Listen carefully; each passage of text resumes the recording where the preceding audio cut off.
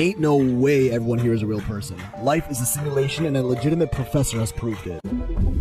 James Gates, a theoretical physicist at MIT with 2 bachelor degrees and a PhD, found literal computer code embedded in the most fundamental building blocks of reality called strings. We found an extraordinary result in some of the equations that are part of string theory. Now, string theory is a tough one, but I'm gonna break it down for you in a way that an 11-year-old would understand. So if you don't get this, hey, go back to grade 5, bro. Alright, so we got my boy Einstein's theory of general relativity, which is basically just a theory of everything big. Planets, gravity, the universe, all the way back to the Big Bang. Then we got the new kid in town, quantum physics. This is the theory of everything small, like particles, atoms, and molecules, where the general laws of physics like gravity don't apply anymore. The same is true the other way around. Quantum laws don't apply to regular-sized physics. So we got general relativity, everything big, and quantum physics, everything small. Like, yo, dick. But both of these realms have the same parent, the Big Bang, at which point everything that is now big used to be small. If the small can become big, then quantum and general relativity need some sort of theory that can unify them. That is string theory. What happens to the big when it's small? What happens when you zoom into an atom? You see protons and neutrons in the center with electrons all around it. Now, what about inside a neutron? Even smaller particles called quarks. So how deep does the scale go? Conventional science will tell you there's nothing inside these quarks. But string theory suggests there's a tiny filament or a string of pure energy that exists inside of them. And just like the string of a guitar vibrates and creates different sound based on its shape and tension, the strings in string theory vibrate. But instead of sound, they produce matter in the form of particles. This completely changes the way you look at the world. Every particle in the universe is just a string vibrating at a different frequency. And every vibrational pattern has its own associated particle. So if you break anything down far enough, we're all just energy vibrating at differing wavelengths to form matter. Deep inside the orange or any other piece of matter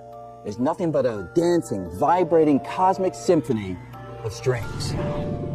Although it's still just a theory, this would link general relativity to the quantum realm and form what is known as the theory of everything. Okay, yeah, cool. Now where is this computer code found? When Dr. James Gates took a look at a set of equations derived from string theory, he found binary code. Error-correcting code used for compressing data on a computer. A sequence of ones and zeros, the same code that is used by popular search engines, which, according to him, who has a PhD in theoretical physics from MIT, doesn't just resemble computer code, it literally is computer code. Strings of bits of ones and zeros.